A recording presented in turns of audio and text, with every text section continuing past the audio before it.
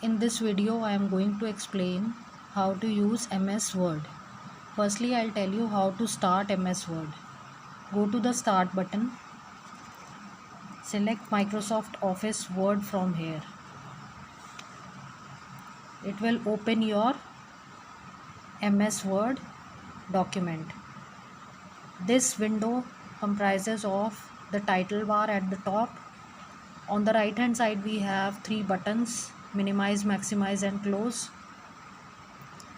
Then a ribbon is there that contains so many groups. We have several tabs in this window: home, insert, page layout, reference, mailings. These all are considered as tabs, and groups are like clipboard, font, paragraph, styles, etc. Now whenever you open Microsoft Word, a new window opens or a new document opens. Now firstly we'll type something. I'll tell you how to use it.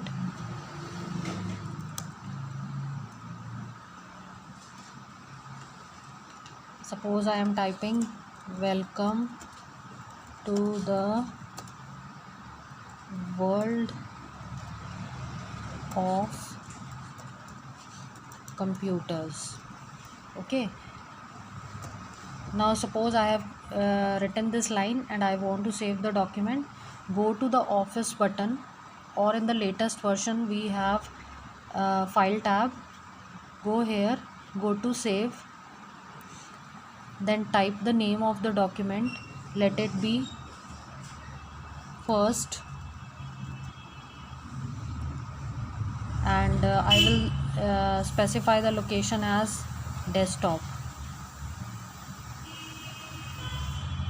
Okay, then click on save. The document will be saved with the name first. You can see on the top that it has been saved with the name first.